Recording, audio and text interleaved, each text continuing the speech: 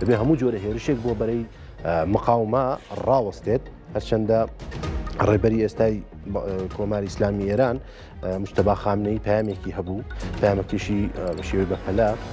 لەسەر شاشەی کورسار نیوز دەبینن یەکێک لە مەرجەکانیانەوەی کە دەبێت شەڕەکە ڕاوەستێت بەتایبەت لە لوبناان و هەموو بەری مقاومە سەرۆک کۆماری ئێرانی زۆر جەختی لەوە کردبووە کە دەبێت شەڕاوەستێت بەڵام ئیسرائیل و ئەمریکا پێداگریان لەسەرەوە کردووە کە ئاگربەستەکە ئاگربەستە 15 ڕۆژەیەکە لوبناان ناگرێتەوە ینی دەڵێ حڵەت تێگەیشتنێک بووە وا دیارە هەرچەندە ڕاگەیاندنی دەخاڵەکەی لە نێوان ئەمریکا و ئێران زۆر بووە مشتومڕی لێکەوتەوە ئێران دەخاڵی سەرەتا ڕاگەیان بە ئینگلیسی عباسی ڕاقچی دواتر ئەمریکیەکان وتیانە و دەخاڵی کە بە ئینگلیسی بێمە دراوە ئەو دەخاڵی کە ئێران باسی دەکات ئەمانە لە یەکتری جیاوازن ئەمڕۆ هیچ ینی ڕۆژی ڕابردوو کە یەکەم ڕۆژ بوو دەنگی تەقین و سیستمی بەرگری ئەسمانی لە ئێران بیسترا بوو بەڵام ئەمڕۆ هەواڵەکان باس لەوە ناکەن دیارە تاران گشتی ڕۆژێکی ئارامی تێپەڕ کرد بەڵام لەگەڵ ئەوەش 40 ڕۆژ بەسەر کوشتنی ڕێبەری پێشووی کۆماری ئیسلامی ئێران سەید عەلی خامنەیی تێپەڕ دەبێت هەرچەندە تا ئێستا نەنێژراوە بە خاک نەسپێردراوە بەڵام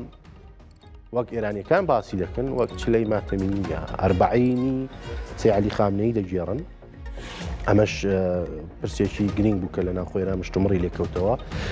دانوستاندن بەردەوامە دەڵێن قەرارە دانوستاندن کن سبەینێ دوو سبەی شەممە لە ئیسلامابادی پاکستان هەرچەندە سەرۆکی پەرلەمانی ئێران کە ئێستا وەکو باڵێکی گرنگی کۆماری ئیسلامی دەبیندرێت و دەخەمڵێندرێت کە ئەو لە ناو دانوستاندەکاندا بەشدار بێت دەڵێت ئەگەر بەم ڕێبازە بڕوات و ئەمریکیەکان خەریکن کەڵەگای دەکەن ینی وەک کەڵەگای بنێو دەبە عەمەلەن دانوستاندن هیچ فایدەیەکی نییە و ئێمە ئاوا دانوستاندن ناکەین لە لایەکی تریشەوە بەرەی ڕێفۆرمخواز لە ئێران کە بە تایبەتی جەوادی زەریف پێشتر باسی دانوستاندنی کرد و باسی ئەو مەرجانێکی بوو کە هەندێک لەو مەرجانە ناو ئەو دەخاڵەدا هەن بەڵام هەرایەکی زۆری نایەوە لە ناوخۆی ئێران شتێکی وای لێ هاتووە ئێستا لە ناوخۆی ئێران هەر کەسێک باسی دانوستاندن بکات لەگەڵ ئەمریکا ینی ڕێککەوتن ئەگە باسی ڕێککەوتن بکرێت بە خاین و بە کەسێک کە دژ بە پیوان و پرەنسیبەکانی کۆماری ئیسلامیە ئەمەش بابەتێکی گرینگە مشتومڕی زۆری لێکەوتوە لە ناوخۆی ئێران بۆیە زۆر یەک لە لایەنگرانی کۆماری ئیسلامی ئێران ئێمە دەبینین کە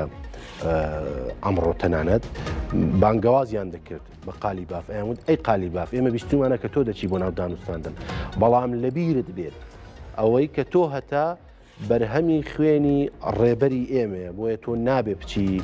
خوێنی ڕێبەری ئێمە لەبیر بکەمە بەستیان عەلی خامنەیی بوو کە کوژرا بۆیە ئەمانە هەمووی بابەتی گرینگن کە ئایا ئەمڕ دانوستاندە بەرەو کوێ دەڕوات ڕۆژی ڕابردوو هەرو جۆری کە دەزانن لە کەمتر لە 10 خولەکدا سوپای ئیسرائیل هێرشی کردە سەر 100 شوێن لە لوبناان زیاتر لە 100 کەس هات کوژان و زیاتر لە 800 کەسیش بریندار بوون ئەمە یەکێک لە گەورەترین هێرشەکانی مێژووی شەڕی ئیسرائیل و لوبناان بوو بۆ سەر لوبناان مێژووی ئیسرائیل بوو بۆ سەر لوبناان ئەمەش مشتومڕێکی زۆری لێکەوتەوە بۆیە ئێرانیەکان ئێستا زۆر زیاتر نیگەرانن لە بەردەوامی شەڕی حیزب الله ینی ئیسرائیل لەگەڵ حیزب الله زۆر یەک لە چاودێران باس لەوە دەکەن دەڵێن هێرشکردنی ئیسرائیل بۆ سەر ئێران یەکێک لە هەڵەکان بوو بۆچی چونکە ئیسرائیل دەبووە لە پێش ئەمانە هەوڵی لە ناوبردننی بەرەی مقاومەی بدە بە تایبەتی ئیسرائیل چون ئیسرائیل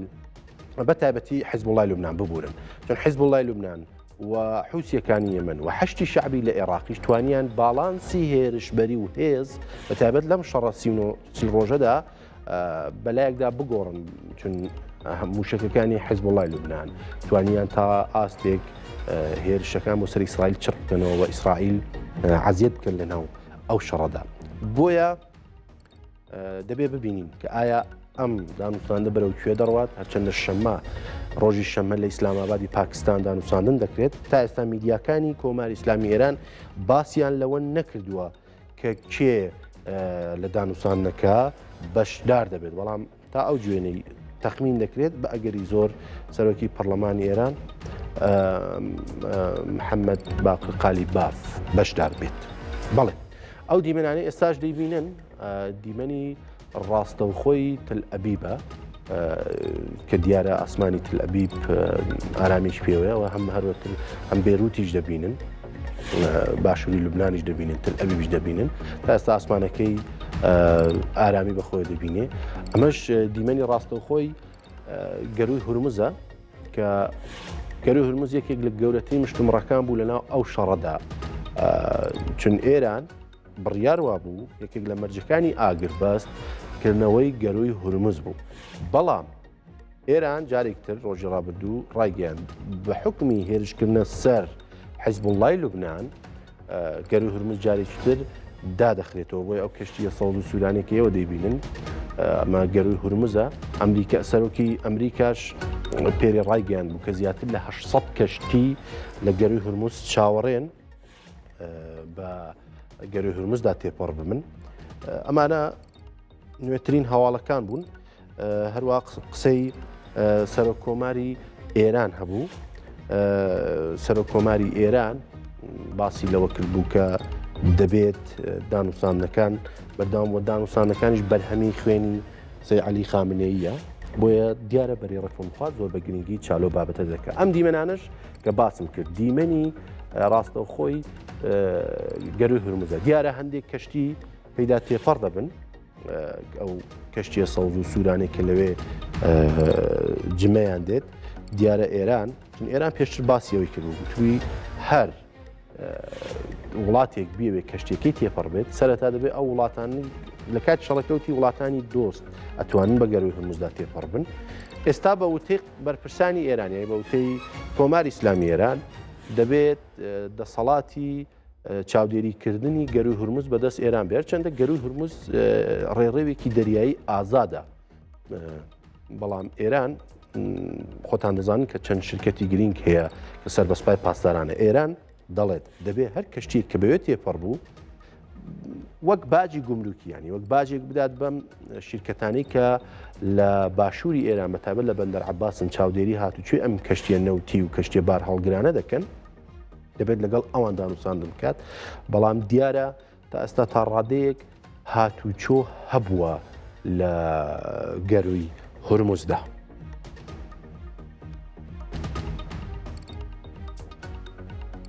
بەڵێ بابەتێک تریش کە جێگای ئاماژەیە هەر لەگەڵ ئەمانە گرتن و بنچاوکردن و بە تایبەت لە سێدارەدانی هاوڵاتیانە لە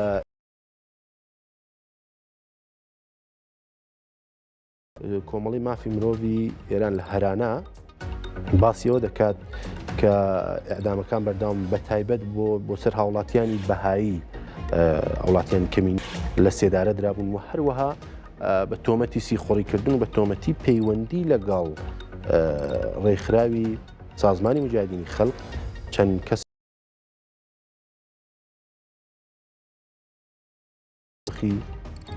مافی مرۆڤە لە ئێران هەرچەندە لەگەڵ ئەوەش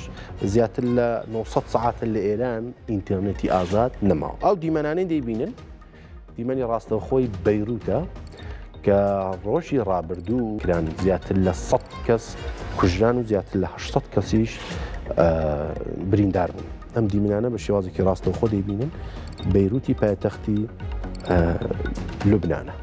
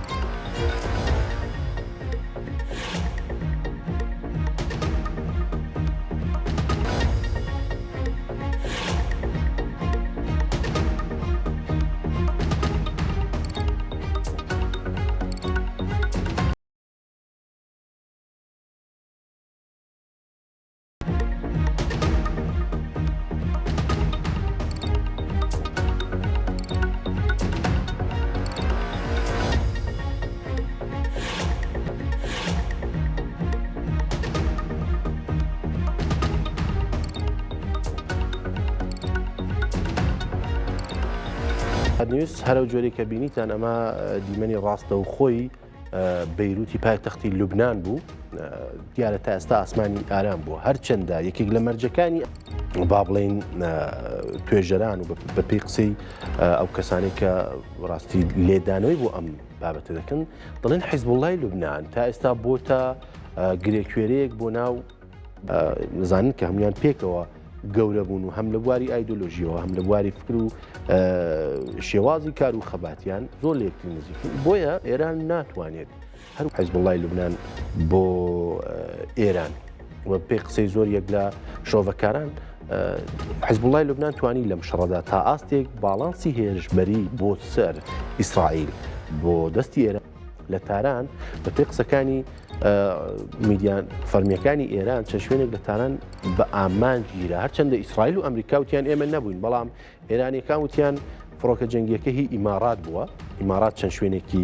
بردومان کردووە هەروەتر باس لەوە دەکرێت لە تارانوش و لە پارێزگای ئەلبرز لە شاری کەرەجیش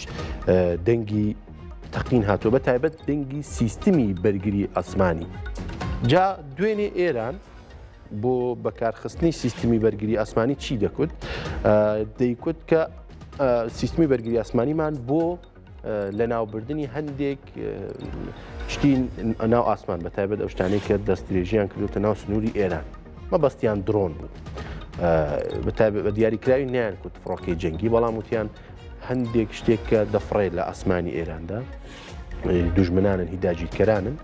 بۆیە سیستمی بەرگری ئاسمانی کارا بووە لە تاران لە درێژەی 39 ڕۆژی شەڕی ئەمریکا و ئیسرائیل لەگەڵ ئێران ئێمە بینیمان کە سیستمی بەرگری ئەسمانی ئێران کەمترین پۆتانسیێلی لە خۆی نیشاندا لە ناو ئەو شەڕانەدا چەندە ئەمریکا و ئیسرائیل باڵادەستی خۆشیان نیشاندا لە ناو شەڕە بە تایبەت بۆ سیستەمی بۆ سەر ئاسمانی ئێران دواتر فڕۆکەیەکی F-15 جۆری ئی کە لەلایەن ئێرانیەکان خرایە خوارەوە ئەمریکیەکان باسییان لەوە کرد کە فڕۆک هەمووتان دەزانن ئۆپەراسیۆنێکی سەرنجڕاکێشی هۆڵیوودیان کرد بۆ سەر ئێران بەڵام زۆریەک لە شۆڤەکاران تەنانەت باسی ئەم سیناریۆیەش دەکەن دەڵێن بەڵکو ڕزگارکردنی ئەم دوو فڕۆکەوانە تەنیا ڕزگارکردنیانی ئەمە سیناریۆیەک بێت بەڵام لە ڕاستیدا هێنانە دەرەوەی ئەو یۆرانیۆمە پیتێنراوە ئەو 400 کیلۆ یۆرانیۆمەیە کە بەردەوامی ئەمریکا باسی دەکات دەڵێ ئەگەری هەیە کە سوپای ئەمریکا توانی بێت ئۆپەراسیۆنێکی یانی بڵێن چەند کورتی کردبێت بۆ سەر بۆ ناوخۆی ئێران و توانی بێتی ئەم یۆرانیۆمە بێنێتە دەرێ هەڵبەت ئەمەش سیناریۆیەک وەک شۆڤەکاران باسی دەکەن بەڵێ باش ئێستاش میوانێکی زۆر بەڕێزمان هەیە بەڕێز دکتۆر کامران مەتین پسپۆری پەیوەندیە نێودەوڵەتیەکان لە زانکۆی ساسێکس لە شاری برایتۆن لەگەڵمانە دکتۆر کامران سڵاو ڕێز سپاس بۆ دەرفەتە ڕێز بۆ ئێوەش زۆر سپاس بۆ دانیا و دەرفەتە بە من گەلێک سپاس سەر بژی دکتۆر کامران دەمێت پرسیار یەکەم بەوە دەست پێ بکەم ئەمڕۆ دووەمین ڕۆژی ئەو ئاگربەستەیە کە باسی لێ دەکرێت بەڵام هێرشەکان بۆ سەر حیزبوڵای لوبنان زۆر بە چڕی ئەنجامدرا ئێرانیش بە بەردەوامی دەڵێ حیزبوڵات یەکی لەو بەشانەیە کە دەبێت هێرش بۆ سەری ڕاوستێت هەڵسەنگاندنی ئێوە بۆ دووەم ڕۆژی ئاگربەستەکە و بە تایبەت هێرشەکان بۆ سەر حیزبوڵا چۆن دەبین بەڵێ یەکێک لە کەلێنە هەرە گەورەکان و جدیەکانی ئەو ئاگربەستە هەر ئەو مەسەلە بوو کە لانی ئێرانی دەیگوت کە ئەو ئاگربەستە دەبێت لە تەواوی بەرەکان بێ بە حیزبوڵای لوبنانیشەوە کەچی ئیسرائیل و هێندێک لە بەرپرسانی دەوڵەتی ئەمریکا دەیانگوت نەخێرە لوبنانیا بڵین حیزبوڵا بەشێک لەم ئاگربەستە نییە هەروە بوو کە دوا بە دوای ینی ڕاگەانی ئاگربەستەکە دەزانین کە ئیسرائیل هێرشێکی یەکجار زۆر تڕی کردە سەر بەیروت و زۆرتر لە 203 نەفەر کوژراون تا ئێستا بەپێی ئەو ئامارێک کە بڵاو بۆتەوە بەڵام ئەوڕۆ بیسمان کە دەوڵەتی نەتانیاهو گوتوێتی کە ئێمە خۆمان لەگەڵ دەوڵەتی لوبنان هەبێت و قسە باسییان بکەین لەباری مەسای ئەو مژارانی کە بارحاڵ بۆ هەردوو لا گرنگن من پێم وایە ئەو شتێک کە ئەوڕۆ کوتراو لە لانی ئیسرائیل لەژێر گوشاری ئەمریکا بۆ کە لانی کەم تا ئەوەڵین دەوری وتوێژەکان لە ئیسلاماباد لە پاکستان ڕووی نەداوە ئیسرائیل خۆ پارێزێ لە هێرشکردن بۆ سەر حیزبوڵا دیارە هێرشێکی گەورەی کرار وەک باسم کردوینە بەڵام لەو دەمەوە بەولاوە ئێستا هێرشی زۆرترمان نەبینیوە بۆیەش ئیسرائیل بە هەرحاڵ دەتوانێت هەر کات ویستی دیارە بە هەماهەنگی لەگەڵ ئەمریکا هێرشی ئاوا بکەوە ئەوە یەکێک لەو ئامرازانەیە کە ڕەنگە ئیسرائیل لە ڕێگای ئەوەوە بتوانێت کۆس بخاتە سەر ڕێگای سەرکەوتوبوونی ئەو وتوێژانەکە قرارە بکەن بەڵام من ئەوش زیاد بکەم کە جیا لەوەی کە ئیسرائیل چۆن هەوڵ دەدا کۆس بخاتە سەر ڕێگەی وتوێژەکان جیاوازەکانی نێوان ئەمریکا و ئێران زۆر لەوە قوڵترە کە پێویستی بە کۆسپی ئاوا بەیانی زۆر دوورە کاوان بتوانن بە ئیسلا ڕێککەوتنێکی ئاشتی هەمولایانە بگەندارە لەسەر زۆر مژار هەنەکە جیاوازە نێکزار زۆرە بەڵام ڕەنگە لەسەر هێندێک شتی دیکە بتوانن لێک نزیک بنەوە بەڵام لە هەر حاڵدا دووحەوتو زۆر کەمە بۆ لێک نزیک بوونەوە و ڕێککەوتنێکی گشتی هەمەلایەنە بۆ ئەم شەڕە. بەڵێ دکتۆر کامران ئێستا ترامپ لە نوێترین لە دواییدا باز لەو دەکات دەڵێ کە بەراورد بە میدیاکان سەرکردەکانی ئێران لە کۆبوونەوەکەدا زۆر جیاواز قسە دەکەن یانیەوەی کە کۆبوونەوە کراوە بەڵامەوەی کە میدیاکان باسی دەکەن زۆر جیاوازە مەبەستیەوەی کە ئێرانیەکان ئێستا خەریکن باس لەوە دەکەن دەڵێن ئێمە ئەگەر وابێت ڕێککەوتن ناکەین بەڵام ترامپ ئەوە ڕەت دەکاتەوە بەڕای ئێوە ئێرانیەکان بە مەرجەکانی ئەمریکا ڕازی دەبن؟ من بە دووری دەزانم ڕەنگە ترامپ ئەوە دەڵا بۆ ئەوەی کە پاساو بێنێتەوە بۆچی ئەم ئاگربەسەیان ڕاگەیاندووە و ڕەنگەوە ئاگربەسە هەر وەک جارەکانی پێشوش پلانێکی تاکتیکی بێ بۆ ئەوەی کە ئەمریکا هێزەکانی هێزی زۆرتر بگوازێتەوە و ڕێگای چارەسەری سەربازی هەروە لەسەر ئەجەندای ئەمریکا هەرماوە چونکە لە ڕوانگەی ئێرانەوە مادام کۆماری ئیسلامی وەکو ڕژێمێک نەڕووخاوە ئەوان خۆیان بە سەرکەوتوو دەزانن و ئەوەی کە گەڕووی هۆرموزشیان توانیوە ببەستن یا بە شتای خۆیان بیکەنەوە بیبەستن ئەوەش بۆتە چەکێکی زۆر گەورەی ئابووری لەدەست ئەوان لە عینی حاڵیشدا بە هەرحاڵ ئەوان توانایی هاویشتنی موشک و درۆنیان هەرماوە بۆیش من بە دووری دەزانم کە ئێران لەسەر مژارە سەرەکەکان بیهەوێت تەنازول بکە ینی بۆ وێنە لەسەر پیتاندنی یۆرانیۆم لە ناوخاچی ئێران کە شتێکە ئەمریکا دژی بۆ لە ڕۆژی ئەوڵەوە یا ئەوەی کە سنوورێک دانێت بۆ توانایی موشکی ئەوەش یار ئێران ڕەت کردوێتەوە و ئەوانە مژارهای زۆر گرنگن دیارە مژاری پشتیوانی ئێران بۆ هێزن یا بەتەکانیش بە ئیسلاح پرۆکسەکانی شارێکە ئەویش شتێکە کە ئەمریکا پێشتر کتوێتی بۆیە من زۆر خۆشببینیم بەڕاستی بۆەوە کە ئەوانە بتوانن لێک نزیک بنەوە بەتایبەت کە ئەو لێژنەیە کە لەلایەن ئەمریکاوە دەچێت پسپۆری ئێرانی زۆر کەمەوە زۆر چاودێری سیاسەتی ئەمریکا دەڵێن کە و هەروە بەرپرسانی پێشووی دەوڵەتی ئەمریکا دەڵێن کە ئەوە کێشەیەکی گەورەیە لاوازێکی گەورەیە بۆ لایەنی ئەمریکایی کە پسپۆرانی ئێران کە هەم فارسی دەزانن هەم وڵاتەکە باش دەناسن لە ناو ئەو لێژنەیەدانین و کەسانێک دەچن کە زانیاری پێویستیان بۆ توێژێکی ئەوە بە ئیسلاح کۆمپلکس و دژوار نییە. بەڵێ دکتۆر کامران دەمێت بە تایبەت لەسەر کوردەکان پرسیارێ بکەم چون بەپێی هەم لێدوانەکانی مافەکانی مرۆڤ کە باز لەو دەکەن هەم لە سێدارەدان و گرتن و دەستگیرکردن لە ئێران ڕووی لە بوون کردووە بەڕای ئێوە چ چارە نووسێک بۆ کوردەکانەوە بە تایبەت هەموو نەتەوە پێکاتەکانی ناو ئێران دەبینێت یاخود بڵێن بارودۆخی ناوخۆی ئێران لە دوای ئەم ڕێکەوتنە چۆن دەبێت؟ ئێمە گەچاو لە تەجروبەی شەڕی ئێران و عێراقیش بکەین ئەو دەمیش کۆماری ئیسلامی لەم شەڕ بۆ سەرکوتی زۆر خوێناویتری نەیارانی خۆی کەڵکی وەڵگر بە بەهانەی ئەوەی کە ئەمنیەتی وڵات لە ژێر خەتەردا لە ژێر مەترسیدا یا هێرشی دەرەکی هەیە زۆربەی دەوڵەتە سەرڕۆکان و ئەو دەوڵەتانەیە کە دژە دموکراتیکن بە هەر حاڵ لە دۆخیاوە کەڵک وەردەگرن بۆ کە نەیارانی خۆیان بە شێوەیەکی خوێناویتر سەرکوت بکەن ئەم پێما ئەو شتە لە ئێرانی ئێستاشدا هەم لە حاڵی ڕووداندا هەم یادامەکان زۆرتر بۆ هەم هێرشی چەندین جارە کراوەتە سەر مەخەڕ و بارگەکانی حیزبەکانی کوردستانی ڕۆژهەڵات کە لە خاچی کوردستانی باشووردان خودی شوێنەکانی ئابووری و مەدەنی حکوومەتی یاریمی کوردستان و خەڵکی باشووری کوردستان کەوتۆتە بەر هێرشەکانی کۆماری ئیسلامی بۆیە من پێما زەخت و زۆر گرتنی خەڵک ئەشکەنجە و ئەعدام زۆرتر دەبێ هەم لە کاتی شەردا و هەم ئەگەریش لە حاڵەتێکدا کە شەر تاوا بێ بەڵام کۆماری ئیسلامی نەڕووخابێ لەو کاتیشدا ئەوان بەوەی کە بەری هەر جۆرە ڕاستانێک یا هەستانەوەیەک لەلایەن خەڵکەوە بگرن خەڵکێک کە هەر یەک مانگ لەوە پێش یەک دوو مانگ لەوە پێش بەرحاڵ بخۆتان دەزانن خۆپێشاندانیان کردووە لە ماوەی 48 ساعتدا زۆرتر لە 15,000 نەفەر هێندێک کەس دەڵێن هێندێک سەرچاو باسی 20,000 نەفەر دەکەن کوژران لە شەقامەکانی ئێران. بۆیە ئەم پێم وایە ڕژیمێکی ئاوەها دەست ناپارێزە لە هەر جۆرە سەرکوتێک کە پێی وابێ پێویستە بۆ ڕاگررتنی خۆی لە حکوومەتدا. بەڵێ دکتۆر کامران ئێمە دەزانین کە ئێرانێکێک لە وڵاتانەیە کە بەجددی کێشەی دیموکراسی تێدا هەیە. بەڕای ئێوە چاوەڕێی گۆڕانکاریەک لە ناوخۆی ئێراندا دەکرێت؟ من پێم وانە لەناو خۆی ڕژێمدا هیچ گۆڕانکارێک پێک بێ، ینی گۆڕانکارێکی دموکراتیک ئەگەر قرار بێ پێک بێ گۆڕانکارێکی وها لە ڕێگای گوشاری جەماوەری و خۆپێشاندان هەروەک چۆن لە شۆڕشی ژیان ئازادی دیتمانیا لەو هەستانەوانەی ڕاپەڕینەی چەند ماوەیەک لەوبەر لە ماوەی 20 ساڵی ڕابردوودا ئێمە دەبینین هەر یەک دو ساڵ جارێک ڕاپەڕینی زۆر گەورە لە ئێران ڕوودەدا. خەڵک ناڕازین دیارە ژمارەیەک یا بڵین دەرسەدێک لە خەڵکی ئێران بەهەرحاڵ پشتیوانی ئەو ڕژیمە هەن، بەڵام ئەو دەرسەدا هەر هاتووە و کەمتر بۆەوە زۆر سەرچاوپیان وایە لە دەرسەدیش کەمتر نیە، بەڵام ئەو دەرسەدا هەم چەکدارن هەم مەعاش وەردەگرن لە حکوومەت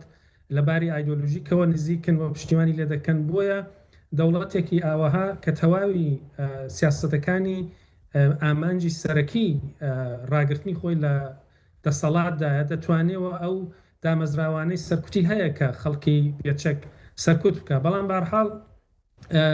دوای کوژران و نەمانی زۆرێک لە ڕێبەرانی هەرە بەرزی کۆماری ئیسلامی ئەگەری کێشەی ناوخۆیی و چێبڕچەی ناوخۆیش لە نێو باڵەکانی جیاوازی حکوومەتدا هەیە، بەڵام مادام شەڕ لە گۆڕەدایە ئەم باڵانە ئەم شەڕانە ناهێنەوە سەر ئاستێکی بڵین دیتراو، چونکە پیان وایە بەهەرحاڵ مان و نەمانی هەموو باڵەکان بەمانەوەی کۆماری ئیسلامی بەستەیە. بەڵام ئەگەر شەرتاوە بێ و کۆماری ئیسلامی ما بێت ئەو ئەم پێم وایە ئەو باڵانە لەسەر دەسەڵات و بەهەرحاڵ دەسەڵاتی سیاسی و ئابووری لە ناوخۆیان ڕەنگە تووشی کێشە بن و ئەوەش ڕەنگە بەش بە ئیسلاح دەرفەتێک بۆ خەڵک پێک بێنێ کە دشت بە کۆماری ئیسلامی دووبارە هەستنەوە. بەڵێ دکتۆر کامران پرسیاری کۆتایم هەیە، بەڵام پێش پرسیارەکە هەواڵێکی بەپەلە هەیە کە ئاژانسی مهری ئێرانی خۆی بڵاوی کردوێتەوە. ئەمە هەواڵێکی بەپەلەیە باس لە کارابوونی سیستەمی بەرگری ئاسمانی دەکات، باس لەوە دەکەن دەڵێن کە دەنگێکی تەقینەوە لە ئاسمانی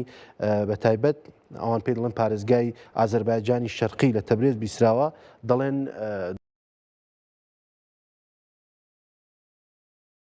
دەکات دەڵێت دەنگی سیستمی بەرگری ئاسمانی ئێران بیسراوە و درۆن بووە، هەوڵیانداوە درۆنەکان لە ناوبرن. ئەمەش ئاماژەیەکە بۆی کە دیارە هێشتا مەترسی لەسەر هەڵگیرسانەوەی شەڕ هەیە. جا دکتۆر کامران پرسیاری کۆتایم ئەوەیە، بەڕای ئێوە ئێمە دەبێت چاوەڕێی ئەوە بین کە شەڕێکی تر هەڵگیرسێتەوە یا ئەم قۆناغە زۆر دەخایەنێت بەڕای ئێوە؟ بەڵێ لە ڕاستیدا هەرو هەواڵە بە پەلەی ئێستایەوە باستان کرد و چەند بۆمبارانی تریش دوێنێ گەر ئاگادارن حتمما کە ڕوویداوە لە دوورگەی لاوان لە کەندا و هێرشکرا سەر شوێنەکانی جمهوری کۆماری ئیسلامی لە شوێنی تریش ئەو هێرشانە کراون. ئەوە نیشان دەدا کە شەڕ ئێستاش لە ئاستێکی نزمتردا بەردەوامە و زۆر سەرچاو باسیوە دەکەن کە سێ وڵاتی بەحرین، کوێیت و بە تایبەت عیمارات کە هێزی سەربازی بەرچاویان هەیە ئەوانە بە زۆر بە توندی دژی ئەو جۆرە لێک نزیک بوونەوە یا بڵین ئەو ڕێککەوتنن کە تێیدا ئێران بتوانێت کەماکان گەڕووی هۆرموز لە کۆنتترۆلی خۆی داڕابگرێ یا پارە بستێنێ لەو بەلەم و کەشتیانی لێوە ڕەت دەبن و بۆیە عیمارات بێەوەی کە ڕای بگەێنێ چەند جار هێرشیان کردوتە سەر شوێنەکانی سەربازی کۆماری ئیسلامی. بۆیە من پێم وایە ئەوەڵەن زۆر دوورە کە ئەمریکاویێران ڕێک بکەون، بەڵام ئەگەر ڕێک بکەون من پێم وایە ئەمریکا تۆزێک دەکشێتەوە لە بەرەکانی شەڕ و درێژەی شەڕ دەکەوێتە سەرشانی ئیسرائیل و ئیمارات و کوێیت و بەحرین و ئەوانە کە بەهەرحاڵ هێزی سەربازی زۆریان هەیە. هەمان کاتیشدا ئەوڕۆ حتمما بیستان کە سەرۆکی ناتۆ کتووی کە ترامپ بە وڵاتانی ئەندامی ناتۆ لە ئەوروپا ڕایگەیاند و کە دەبێت زۆر بە زوویی هێز کۆکەنەوە و بێن و گەڕووی هۆرموز یارمەتی ئەمریکا بدەن یا بەخوان بەهەرحاڵ ئەو گەرویە بکەنەوە. یانی ئەم پێم ئەو دوو خەوتویە ئاگربەسە ئەمریکا زۆر بە چڕیپڕی خەریکە، هەم هێزی زۆرتر دێنێتە ناوچەکە، هەم چاکی زۆرتر دێنێتە ناوچەکە، هەم خەریکە بڵین بەرەیەکی بەرینتری ناونەتەوەی هەم لە ناوچەکەدا هەم لە ئەوروپادا پێک بێنێ. بۆیش دیارە ئەو شانسە بە تاقی دەکەنەوە لە وتوێژانە، بەڵام خۆشیان هەروەها ئامادە دەکەن بۆ دەورێکی تازە لە شەر کە ڕەنگە بەرینتر و چرتریش بێت لەو شەڕێکە تا ئێستا بینیمانە. بەڵێ زۆر سپاس بەڕێز دکتۆر کامران مەتین پسپۆڕی پەیوەندی نێودەوڵەتیەکان لە زانکۆی ساسێکس لە بریتانیا لەگەڵمان بووی. هەر بژیت. بەڵێ بینەران ئەوە هەواڵی بەپەلە دووبارەی دەکەم و کە ئاژانسی مهری ئێرانی بڵاوی کردوتەوە باس لە کارابوونی سیستەمی بەرگری ئاسمانی دەکات لە تەبرێز کە پارێزگای ئازەربایجانی ڕۆژهەڵاتە ناوەندی ئەو تەبرێزە دەڵێت هەندێک درۆن لە ئاسمانی تەبرێزدا بووە بۆیە درۆنەکە سیستەمی بەرگری ئاسمانی لە ناو بردراون هەرچەندە باس لەوە ناکات کە لە ناو بردراون بەڵام دەڵێت چونکە درۆنی دوژمن لەوێ بووە بۆیە با بڵین سیستمی بەرگری ئاسمانی لەوێ کارا بووە. ئەمە هەم ئاگربەست هەم دانوستاندن بە تایبەت ئەگەر لە بیرتان بێت بینەران لە شەڕی حوزێرانی ساڵی ڕابردوو شەڕی 12 ڕۆژەکە لە کۆتا ڕۆژی من لەسەر ئێران هەرچەندە ئیماڕاتیش پێشتر باسیەوەی کرد بوو کە لایەنی ئێرانی شێرشی کردبووە سەرمان لە یەکەم ڕۆژی ئاگربەستەکە بەڵام ئێرانیەکان وتیان ئەمە لە وەڵامدانەوەی هێرشکردنی ئیماڕاتیەکان بوو چون ئەوانەوە قەڵغانێکی مرۆیی لە هاوڵاتیانی ئێران دروست بکات بە تایبەت لە ڕۆژی کۆتا ڕۆژی شەڕەکە پێشڕاگەانی ئاگربەستەکە ئێرانیەکان کاتناو شوێنی لایەنگری حکوومەتی کۆماری ئیسلامی ئێرانن و بە هەڵدانی دروشم بۆی کە ئێران لە ناو ناچێت کۆماری ئیسلامی ئێران بەرگری بکە و ڕێگری بکە لە هێرش بۆ سەر بنکە گرنگەکانی هەم ئەتۆمی هەم ئابووری ژێرخانی ئابووری وزال لە ئێران. جا پەیامەکەی دواتر باس لە پەیامی ڕێبەری کۆماری ئیسلامی مجتەبا خامنەیش دەکەین پەیامەکەی بڵاو کراوەتەوە کە بە ئەمڕۆ چلەمین ڕۆژە لە کوژانی سەید عەلی خامنەیی هەرچەندە ئێرانیەکان دواتر دوای چەند ڕۆژ ڕایانگەیان بەڵام ئیسرائیل دەڵێ لە یەکەم ڕۆژی هێرشدانی ئیسرائیل لەگەڵ دەڵێن لە چوارەمین چرکەی دەستپێکردنی شەڕەکەی نێوان ئەمریکا ئیسرائیل لەگەڵ ئێران عەلی خامنەیی کوژرا عەلی خامنەیی کوژرا هەرچەندە بەپێی ئێرانیەکان ئەمڕۆ 40 ڕۆژ تێپەڕ دەبێت بەسەر کوژرانی عەلی خامنەیی هەرچەندە تا ئێستا نەنێژراوە یعنی بە خاک نەسپێردراوە بەڵام دیارە پلانی بۆ هەیە بۆی کە بە مەراسمێکی گەورەی وەک ڕێبەری پێشووی کۆماری ئیسلامی ئێران خومەینی کە ڕوحەڵڵا خومەینی کە یەکێک لە گەورە ینی لە مێژووی کۆماری ئیسلامی ئێراندا گەورەتی مەراسمی بە خاکسپاردنی بۆ کرا بەدەیان ملیۆن خەڵک بەشدار بوو. بەڵێ باشە ئێستاش دەچینە فینلەندا دەچینە هێلسینکی بەڕێ دکتۆر لەیلا مرۆتی دکتۆرای زانستە سیاسیەکان لەگەڵمانە. لەیلا خان سڵاو ڕێز سپاس بۆ دەرفەتە. سڵاو لە ئێوە بینەرانی بەڕێستان سپاس بۆ داوەتکردنی بوو. هەر بژی گەلێک سپاس. ئێستا پێشەوەی کە جەنابتان بەشدار بن هەواڵێکی بە پەلەم خوێندەوە باسم لە هێرش ینی دەڵێن سیستمی بەرگری ئاسمانی چالاک کراوە لە تەبرێز ینی هێرشی درۆنی هەبووە. نیشانمان دەدات کە تا چه ڕادەیەک ڕێککەوتنەکە لەرزۆکە. هەڵسەنگاندنی ئێوە بۆ ئەم با بڵین دانوستاندنە هەڵسەنگاندنی ئێوە بۆ ئەم دانوستاندنە 15 ڕۆژی و ئاگربەستە چۆنە؟ لە ڕاستیدا ئەم ئاگربەستەی کە شکلی گرت ئەویش لە کاتێکا کە هەموو چاوەڕێ بوون کە شەڕێکە قوڵتر بێتەوە لە کاتێکا کە ترامپ هەڕەشێکی زۆر گەورەی لە کۆماری ئیسلامی کرد و تەنانەتی کۆماری ئیسلامی ئێرانە نێڕۆ دەورەی ئەسپی حەجەر بەڵام یەک ساعت پێش لە بابەتێکە و ئاگربەستەکرا زۆر کەس پیان وا بوو کە ئاگربەستە دەبێت ئاگربەستێک بێت کە لە ڕووی ئێسترار و لە ڕووی شرایطێکی زۆر پیاواز و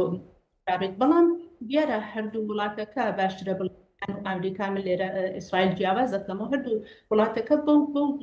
گەشتبوون بۆ ئاستە گەشتبوون کە دەبێت لە جێگایەکە هەر کامێکیان تا حدێک کۆتابن بۆ ئەوەی کە بتوانن بۆ خۆیان نیروەکانی خۆیان بەهێزترکەنەوە بە شێوەیەک لە ناو خۆیانە نۆئێک هەر کامێکیان لە ناو خۆیانە نۆئێک بەهێزکردنی بە بەهێزکردنی حتا ئەو کەسانی کە لە سەڵات و لە ناو لە قسمەتی سەرۆی بەستەڵا بوون ئەوان بخۆیان باشتر بزانن چی بکەن بە چی نەکەن ئەوە بۆکو من پێمای بۆ فرسەتێکی کاتی بوو کە هەردوو تەرەفەکە چاوەڕێ بوون بەڵام هەرچەند ئەو ئاگربەسە کاتیە دروست کرات بەڵام ئێمە ئەبینین بەڕاستی و ئاگربەسە کاتیە بۆ مەعنا نییە شەڕەکە کامل تەواو بووە شەڕەکە خامۆش بووە هەر لە چەند ساعتی ئەوڵی ئاگربەسەکە بینیمان هەم هێرش کرا سەر ئێران بە هەم ئێران هێرشێکی لەسەر وڵاتەکانی تر ئەنی وڵاتهای تردا و بە تایبەتە و هەڵدەراوسیانە کە کۆماری ئیسلامی لە توولی ئەم شەڕی چل ڕۆژە هێرش کردبووە سەریان لەسەر بەخشێک لە وڵاتانە هێرشەکان لەسەر جێگای خۆی مابووە هەروە ئێمە ئەبینین هێرشیش کرا سەر ئێران یان نیشانی ئەدا ئەم ئاگربەسەکی زۆر قەوی نییە لاوازە بەڵام ئەوەی کە هێرشی کردووە تا ئەو جێگای کە ئێمە ئاگادارین هێرش کراتە سەر ئێران دیارە دەبێت دەوڵەتی ئیسرائیل بێ بەڵام ئێرانیشە کە هێرشی کردوەکە سەر وڵاتەکانی کە یعنی ئەم ئاگربەسە هەرچەند ئیسرائیل قبوڵی کردووە بەڵام ئاگربەسێکی زۆر لاوازە ئیسرائیل بەشێک بوو کە بە من پێم وایە ئاگربەسەکەیان بەسەریا سەلمان ئیسرائیل گەرەکی نەبوو لەم کات و ساتەنە باردی ئاگربەسەکە بێ بەڵام بەهۆی ئەوەی کە ترامپ گەرەکی بوو ئیسرائیل قبوڵی کردووە حتا بینیمان کە لە مخالفانی دەوڵەتی نێتانیاهو کەسانی وەکو لاپید ئەسڵ هێرشیان کردە سەر نێتانیاهو کەمە شکستێکی دیپلۆماتیک بوو و لە تەرەفێکی دیکەش کۆماری ئیسلامی بینی کە کۆماری ئیسلامی ئەو شتێک کە بەناوی ئاگربەسەی ناسێت بە نسبەتی هاوسەکانی دەراوسەکانی خۆی ڕایەتی نەکردووە هێرشی کردووەکە سەر ئەوە نەتوانماوە بڵێن کە ئەم ئاگربەسە هەرچەندێک بۆ هەردوو تەرەفەکان گرنگە بەڵام لە تەرەفێکی کێشۆ لاوازە بێت و واقعیەتی مەیدانەکە خەریکە لاوازیەکە بەڵێ باشە بەڕای ئێوە ئێستا چون لە ئێران وای لێ هاتووە کە باسی دانووساندن یا بڵین باسی ڕێککەوتن دەکرێت هەموو خەڵکی ئێران بە تایبەتدانێک کە لایەنگری کۆماری ئیسلامی ئێرانن ئەو کەسێک کە دێ ڕێککەوتن کا پێ دەڵێن خیانەتکار بەڕای ئێوە هەلومەرجی ئێستای ئێران بۆ دانووساندنێک یا بۆ ڕێککەوتنێک گونجاوە ئایا ئەو کەسانێک ئێستا بۆ نمونە وەک محەممەد باقری قالیباف نیشان دەدرێت بۆی کە دانووساندنەکان بکات توانای ئەوە هەیە کە وڵات بەرەو ڕێککەوتنێک ببات ئێمە بەظاهر محەممەد باقری قالیبافە بینی ڕیسی پارلەمانی ئێران وەکو کەسێکە نوێنەری ئێرانە بۆ گوتوبێژەکان بەڵام بەڕاستی فقط قالیباف نییە کە لەم گوتوبێژانە حضوری ئەیە ئەو خاراکتەری ئەسڵی دروستکردنی ئەم یا قبولکردنی ئەم ئاگربەسە نەبووە بەڵکو لە پشتی ئەو ینی ئەو کەسانی کە دیار نەبوون یا بە قەولی معروف پێڵێن دەوڵەتی سێبەر ئەوانەیە کە لە دەوڵەتی سێبەران حتمما لایەکی قەویترن بە خودی سوپای پاسداران ئەو بەشە لە سوپای پاسداران کە پێی وایە لەم کات و ساتە ئێمە مەجبورین ئاگربەسێکمان بێ ئەمە بەڵام بەو معنان یە کە هەمووی سوپای پاسداران گەشت بێتە ئەم بیر و باوڕە بەشێک لە سوپای پاسداران کە ئیمڕۆ فعلەن ئالم کات و ساتە فکری ئەو بیرروڕای ئەو قەویتر و زاڵترە لەگەڵ ئەو بەشەی تر لە سوپای پاسداران یا ئەو بەشە لە تەرەفداران و لایەنگرانی بە تایبەت پێیان وایە ئەم ئاگربەسە لە ئەسڵا خیانەتێکە بۆ خامنەی عەلی خامنەی کە خۆشحاڵە ئەمە خیانەتێکە بۆ ئەو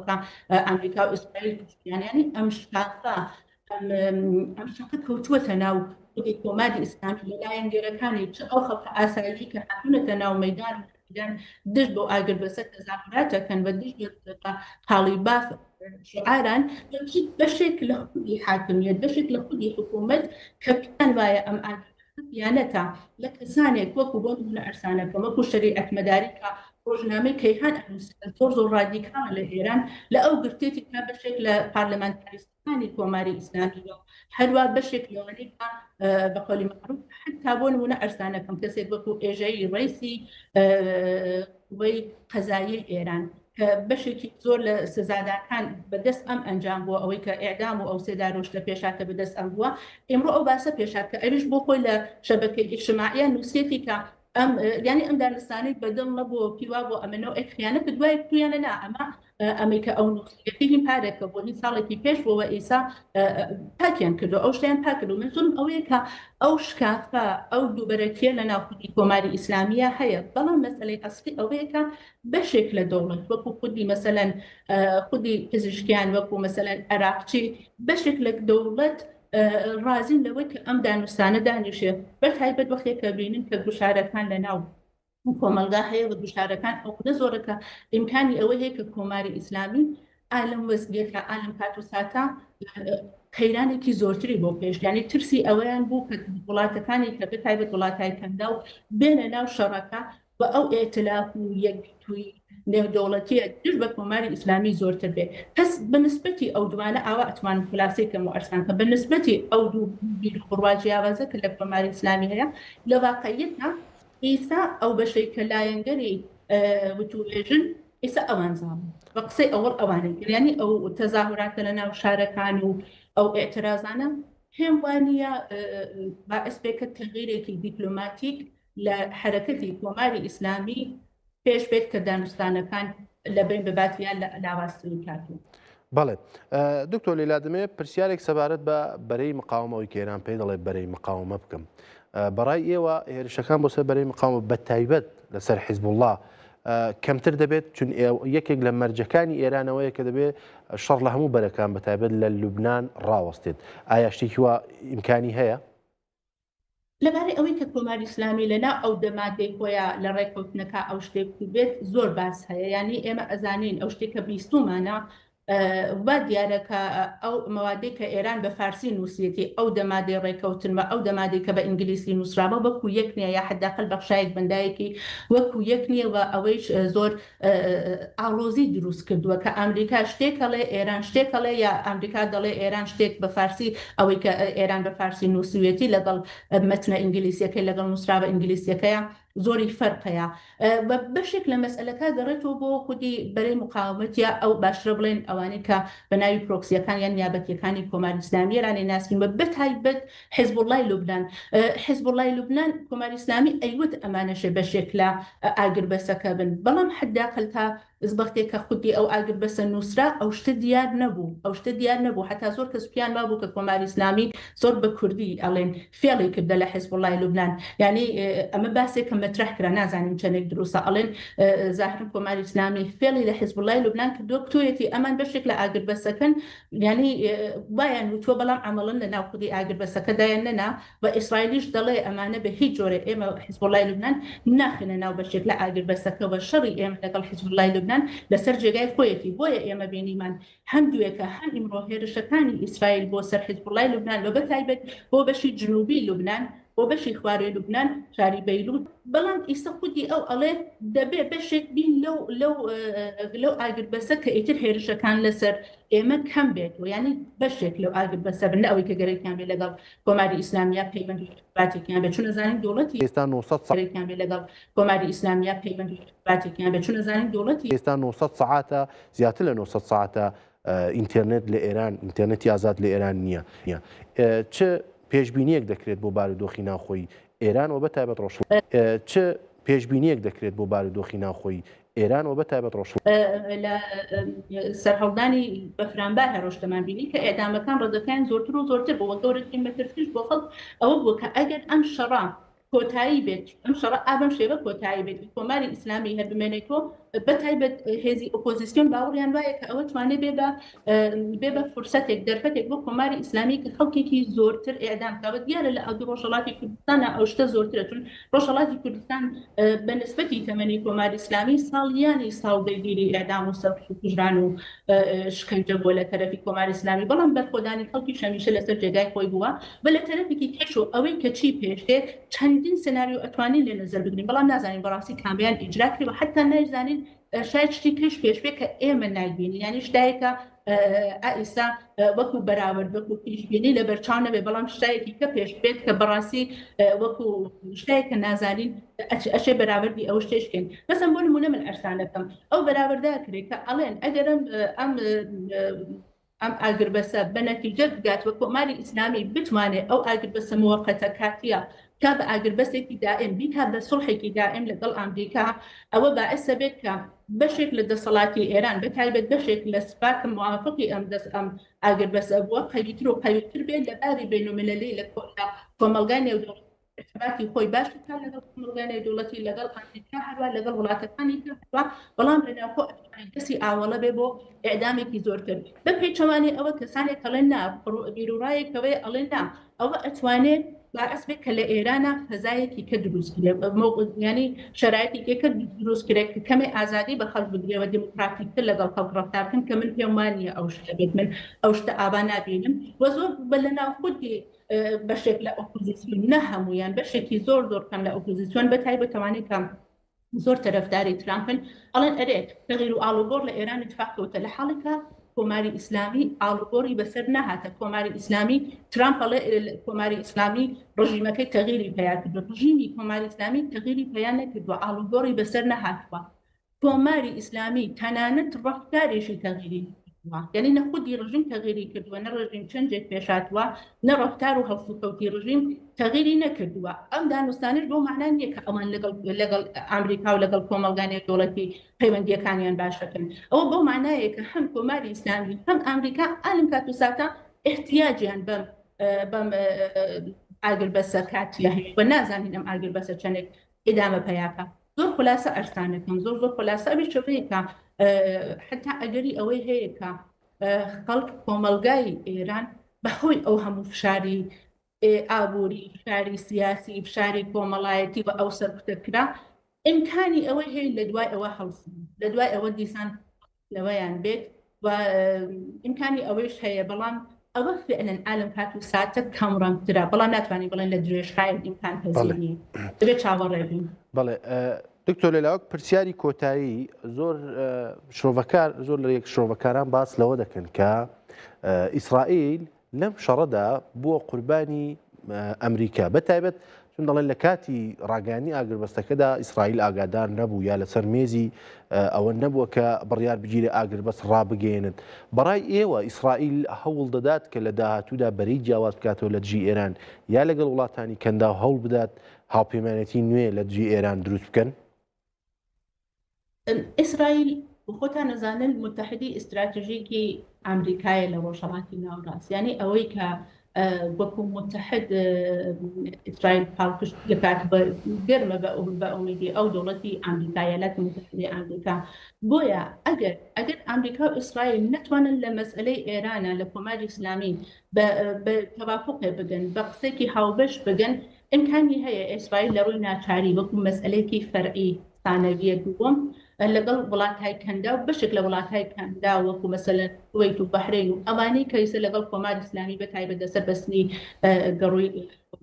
کێشیان هەیە بە نوعێک ئێتلافێکی کەمڕەنگ ببات بەڵام نابێت بە ئێتحادێکی ئستراتیژیک بۆ ئەو چون ئەزانین هەرم وڵاتانی کەندا بۆ خۆشیان لەگەڵ ئیسرائیلدا هەرچەند بەشێکیان ڕاکتێ خۆیان کردووە بە ڕاکتێکی ئاگری نۆرماڵەوە بەڵام بۆ معنانیە کە ئەمان ئەتوانن اتحادێکی ئستراتژیک دروستکەن بۆ معناکە لە نێوان ئەو پەیوەندیە لە نێوان ئیسرائیل و ئەمریکا بووە بۆیە ئیسرائیل من پێم وایە هەموو هەوڵی خۆی ئەدات کە ئەو ئاگربەسە بشکێنێت بە هەوڵی خۆی ئەدات تا حتا ئەو جێگای کە هەیە هەروە کە ئیمڕۆژ بینیمان و بێ کێشەڕوا بوو تا ئەو جێگای کە بۆی دەسەکەوێت بمبارانەکانی خۆی بەنسبەتی ئەو جێگانێکە دیگە بۆی تا حدێک ئیدامەی بات بەڵام ئەوە بۆ معنانیە کە حتمما ئاگربەسەش دەمێنێت ئیسرائیل هەوڵی خۆی دات کە ئاگربەسەکە بشکێت حتا ئەگەر ئاگربەسەکەی دەوام پێیاکات من پێم وا بێت ئیسرائیل کاری خۆی ئیدامە مەگەرەوەی کە لە تەرەفی ئەمریکا و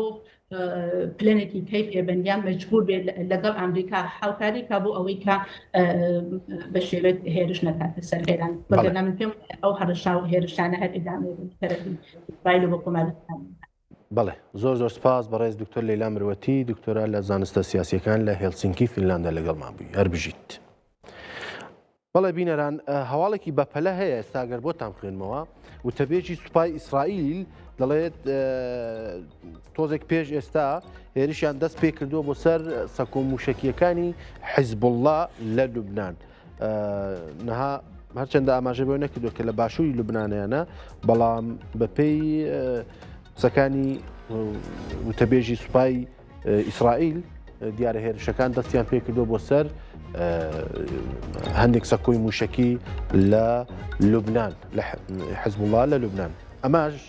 لە کاتێکدایە کە ئاژانسەکانی ناوخۆی ئێران بە تایبەت ئاژانسی مهر باسی لەوە کردبوو کە دەنگی درۆن هاتۆ دەنگی ینی سیستمی بەرگری ئەسمانی لە تەبرێز چالاک بووە هەندێک میدیا ناخۆی ئێرانیش باز لەوە دەکەن کە لە پارچین کۆمەڵگەیەکی هەستیاری گشتیان لە ئێرانە بە تایبەت بنکە گرنگە ئەتۆمیەکانیشی تێدایە بنکەی پیشەسازی گرنگی تێدایە ناوچەیەکە لە تاران لەوێش دەنگی تەقینەوە بیستراوە لە پارچینی تاران و هەروەها لە تەبرێز هاوکات لەگەڵ ئەوەش بە گوتەی وتەبێژی سوپای ئیسرائیل هێرشی کردوتە سەر هەندێک سەکۆی موشکی لە لوبنان ئەمە نوێترین هەواڵەکان بوون قسەکانی سەرۆکوەزیرانی ئیسرائیلیش هەبوو بەنیامین نەتانیاهوو کە باسی لەوە دەکات کە هیچ ئاگربەست ئەم ئاگربەستە لوبنان ناگرێتەوە هیچ ئاگربەستێک نییە ئەو حتا با بڵین بێچەککردنی حیزب الله بەردەوام دەبن ئیسرائیل دیار بوو گوشارە نێودەوڵەتیەکان زۆرتر بوون لەسەر سوپای ئیسرائیل و لەسەر بەنیامین نەتانیاهو بۆیە ئەمڕۆ فەرمانی بۆدا کە ڕاستەوخۆ گەورە دانووساندن لەگەڵ دەوڵەتی لوبنان بۆ بێچەککردنی حیزب اللهی لوبنانی هەرچەندە لە ماوەکانی ڕابردوودا زۆر جار ئیسرائیل ئاماژەی بەوە کردبوو کە بەردەوام دەبن لە دانووساندن و دەبێت لوبنان هەوڵ بدات حیزب اللهی لوبنانی بێچەک بکات بەڵام تا ئێستا دیارە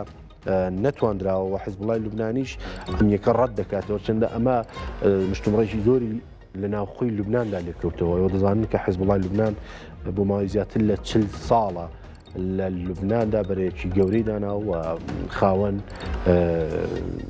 هەزرێکی بەهێزە لە ناوخۆی لوبناندا زۆرێک لە جومگە هەستیارەکانی لوبنانیشی بەدەستەوەیە ئەمەش قسەکانی بابڵی قسەکانی بەنیامین نەتانیاهوو بوو کە بە کورتی بۆم باسکردن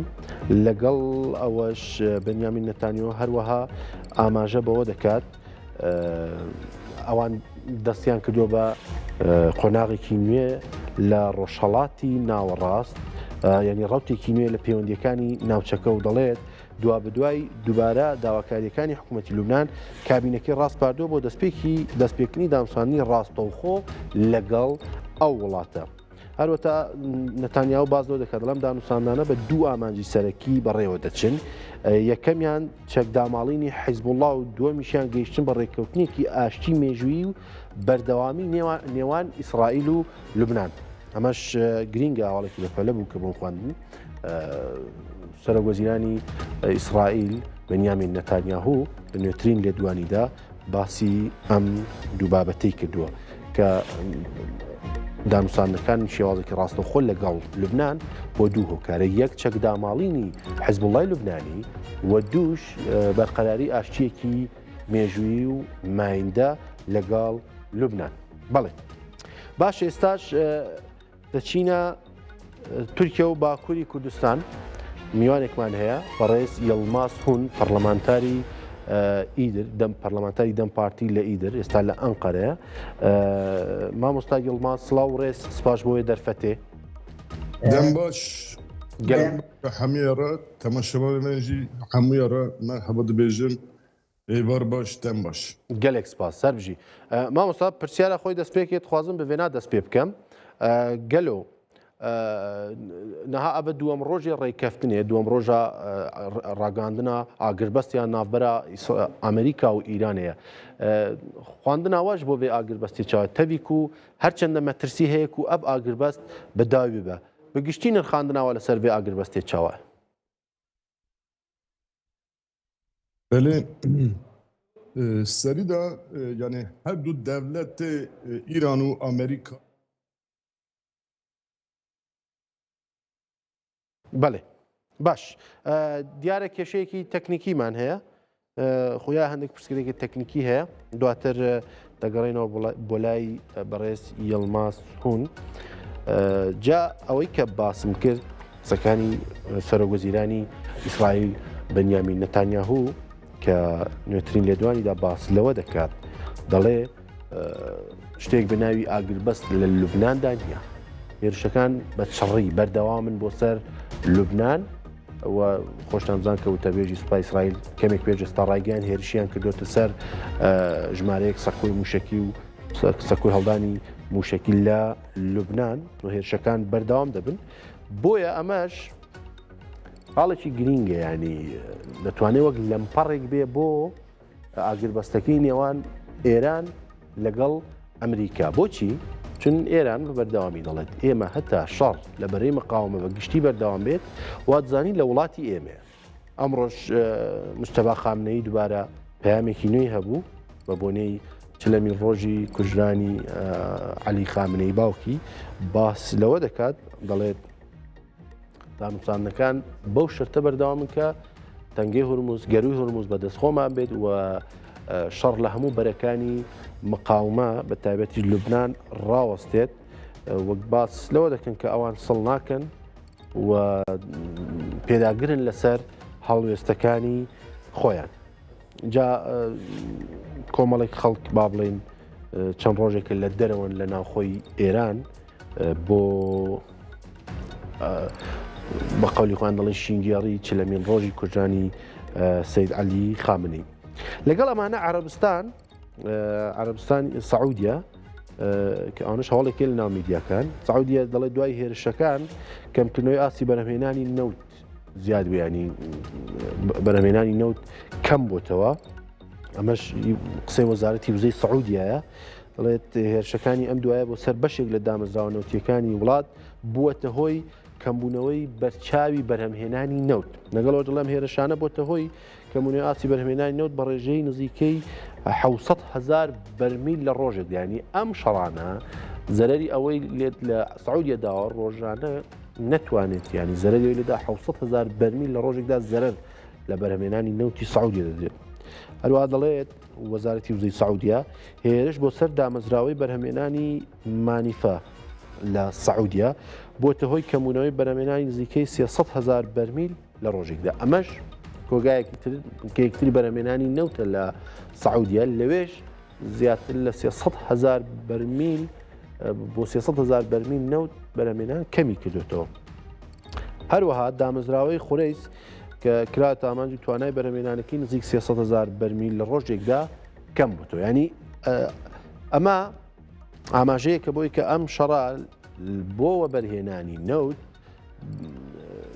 با بڵێن زەرەر و زیانێکی زۆری بۆ عەرەبستانی سەعودی بووە هەرچەندە زەرەری بۆ ئێرانیش بووە بەپێی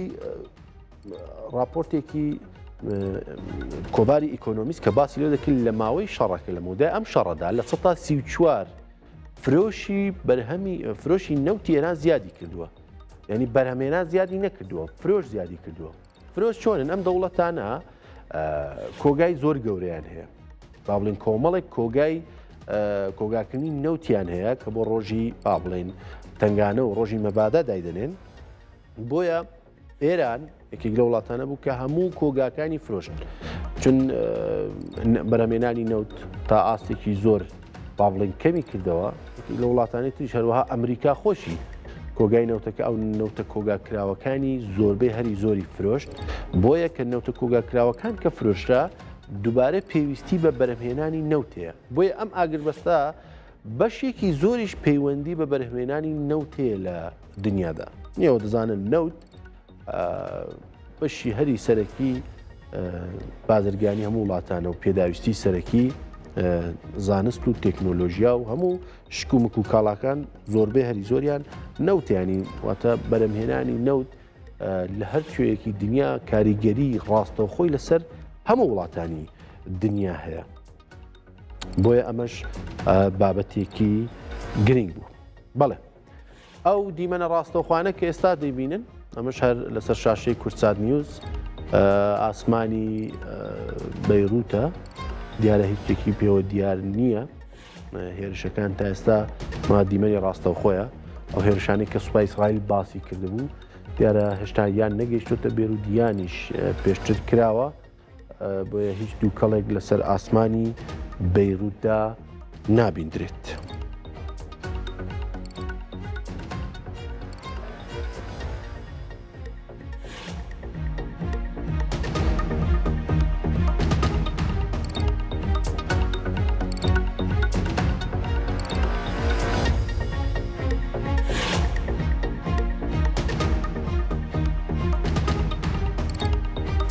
بەڵێ ئەو دیمەنانەش دەیبینن دیمەنی ڕاستەوخۆی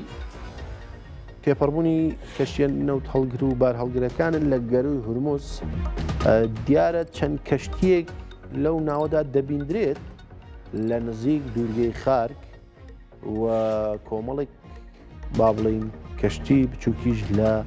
بەندەر عەباس وەستاون بەپێی قسەکانی دۆناڵد ترامپ لە چەند ڕۆژ ڕابردوو نزیکەی 800 کەشتی چاوەڕێن بۆ تێپەڕبوون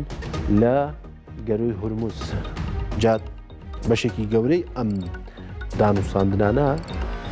ینی مەرجی سەرەکی ئەم دانووساندانە کردنەوەی گەروی هورموز بوو هەرچەندە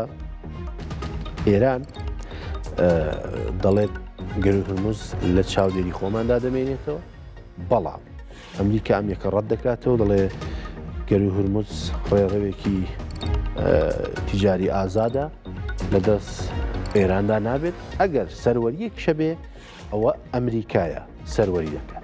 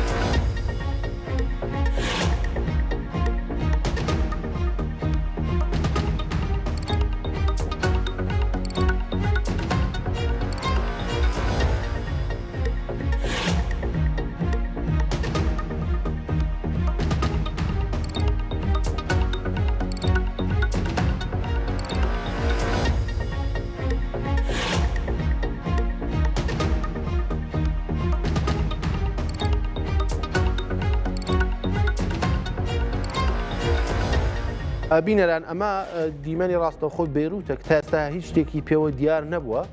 دیارە بارانباری و ئاسمانیش هەوریە ئەو موشەکانی کە ئیسرائیل سوپای ئیسرائیل باسی دەکات دیارە هێرشکراوەتە سەر هەندێک شوێنی تر لە لوبنان بەڵام هەواڵێکی تری بە پەلە هەیە کە ئێستا پێتان بڵێن بە پێی میدیاکانی ناوخۆی ئێران باس لە کارابوونی سیستمی بەرگری ئاسمانی دەکەن لە دێسپول لە ئەندیمشک و لە باکووری خوزستان ئەوانە دەزانن کە هەندێکیان لە دێسپول دەکەوێتە سەر پارێزگای کرمان شاری دێسپول و ئەندیمشک سەر بە پارێزگای کرمانن و لە باشوور ڕۆژاوای ئێرانی شاری خوزستان یانی واتە ئەمڕۆ چەند هەواڵمان بیست لە کارابوونی سیستمی بەرگری ئاسمانی لە دێسپول لە ئەندیمشک لە خوزستان و هەروەها لە تاران و لە تەبرێزیش لە ئەو شوێنی کە باسم کرد و پێشتر پارچین دەڵێن ینی ئەمانە هەمووی ئاماژەن بۆ ئەوەی کە ئەم شەڕا دیارە شەڕێکی درێژمەودا دەبێت و بەردەوام دەبێت ئاگربەستیش لە پاڵیەوە هەرچەندە هەبێت بەڵام شەڕێکێک لەو بژاردانەیە کە لەگەڵ هەموو بەدەستی هەموو وڵاتانەوەیە بۆیە ئێمە ئێستا هەواڵی ئاوا دەبینین لەسەر کارابوونی سیستەمی بەرگری ئاسمانی لە زۆرێک لە ناوچەکانی ئێران.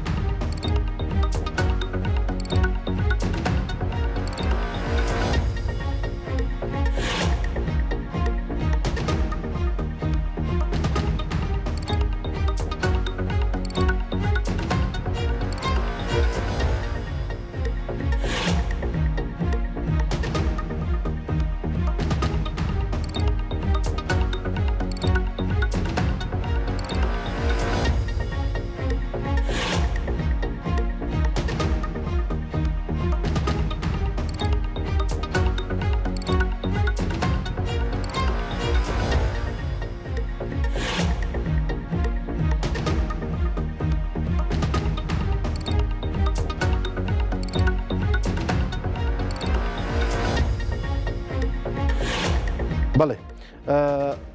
بینەران ئەو هەواڵانە زۆر بەپەلە بوون کە دووبارە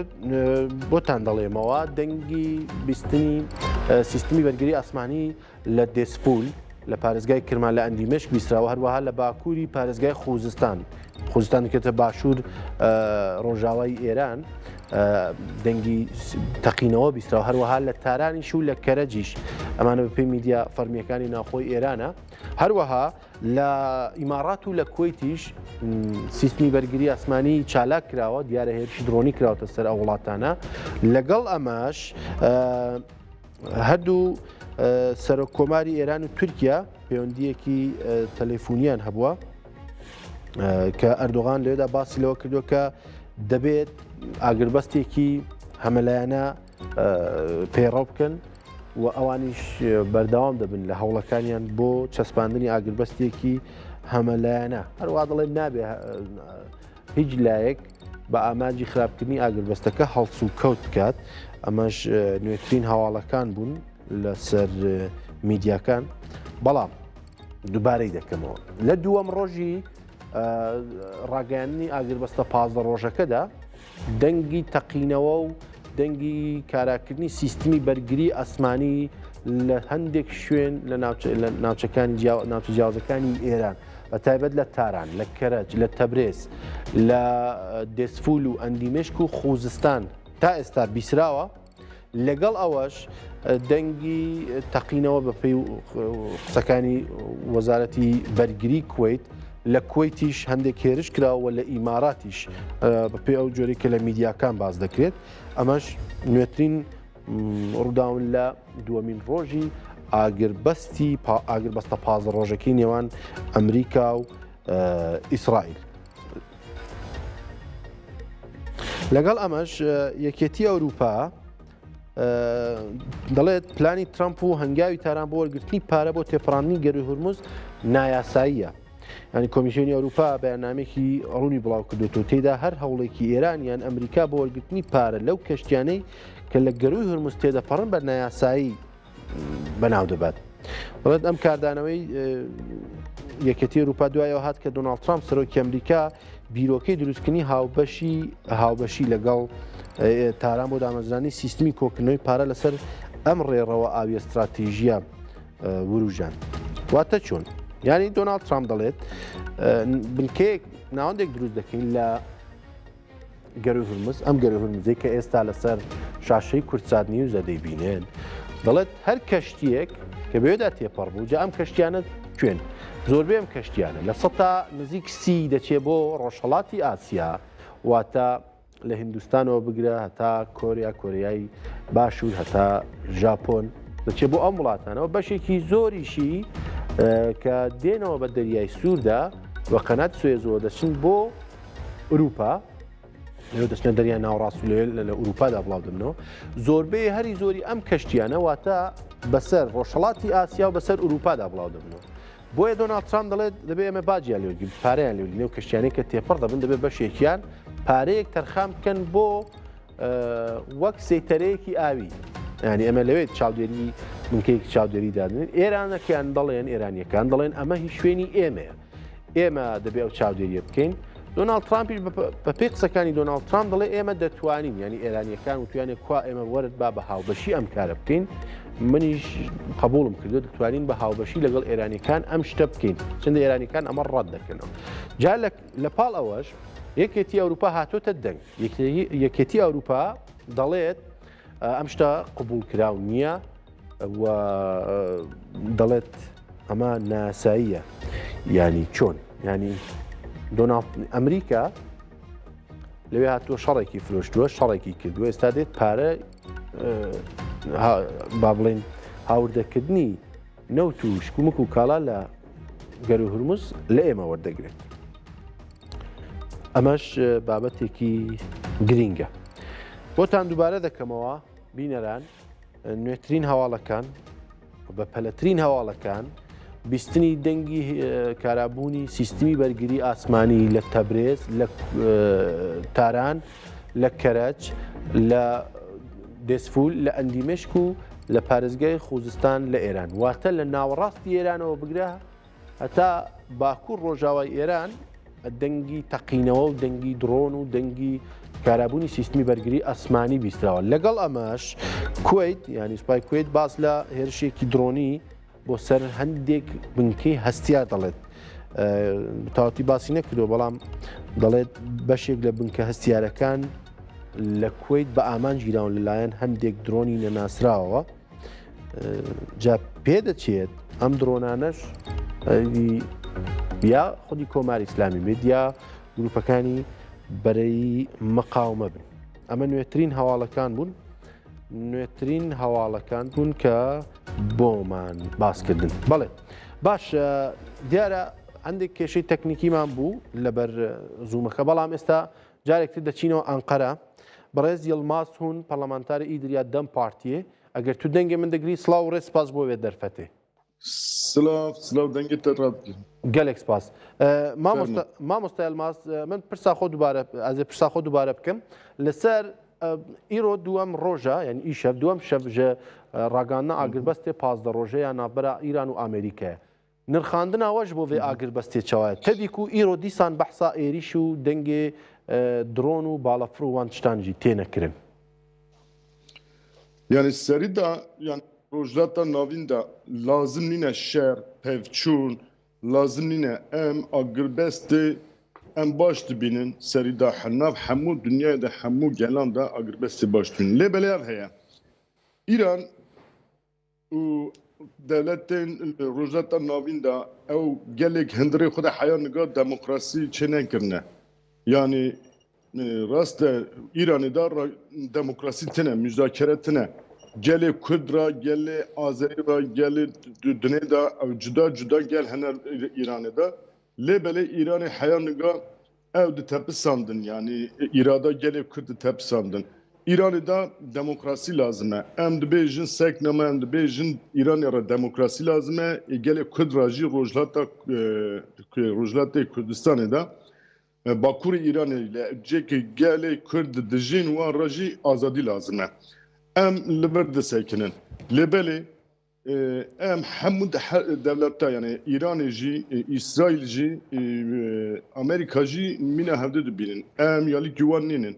Hemû devlet hegemonin. Ew gelê ku hindirê xwe da mafyanan naz nakin. Lazim e ku rojlata navîn da demokrasî lazim e. Ew gelek rojlata navîn de dijîn, serî da gelê Kurd, wan re azadî lazim e, wan re xweserî lazim e, statû lazim e. Lê belê lazim nîne ku pevçûn çêbe, şîddet çêbe, şer çêbibe. Ev lazim nîne. Elbet gelê Kurd û em partiya me agirbestê dipejirîne. Agirbest çêbû lê îro şinda jî gerek ew gelek li wir da dijîn, Îranê dijîn. Ev gelê serî de gelê Kurd gerek azad be. Wan re azadî lazim e, ziman lazim e, statû lazim e, azadiya gelê Kurd lazim e lê wir de. Tabii ki azadiya gelê Kurd lazim nîne em û İranê gelê Kurd û İranê hep pev herin, şer bikin, pevçûn çêbe. Wir de müzakere lazim e, demokrasî lazim e. Em vê dixwazin. Elbette yani agirbest tiştekî baş e. Nav hemû evê ku şer çêbiye niga dunyayê de rojlata navîn de hemû gelan da hemû navbera hemûya da agirbest pêwîst e. Belê. Baş şekekî Yılmaz binêrîna we ev agirbest îhtimal heye ku xirab bibe? Ev ihtimal heye yani niga denge xirab ye yani hêla ki NATO jî nekede tevî şerê. Yani Amerika NATO ikna nekir nexistlivê ser vê şerê. Ev şer kê dixwast zêdetir İsraîl dixwast. İsraîlî îro jî Lübnanê bombe dikin sila. Yani Hürmüz heye li Hürmüzê li hindirê İranê de jî piskirêk devam dikin. Çareser nebiye tamam agirbestek heye lê belê problemê ki nava İranê da hê devam dikin. Gere ew problem jî bên çareser kirin. Bi tenê agirbest boy çi lazim e, boy gela lazim e. Boy yani demokrasî lazim e gelê Kurd ra gelê İranê hemû nasnama ra hemû ol û baweriya hemûya ra nasnama gelê rejima İranê xwe biguherîne. Xwe biguherîne rengekî demokratîk. Hemû gela naz bike. Gelê serî de gelê Kurd bê naz kirin. Gelê din bê naz kirin. Têkiliyê ku hemû derdorê xwe ra serî de Iraqê ra li devlette derdora İran'ı ra tekiliyen insani çebike. Yani boy ve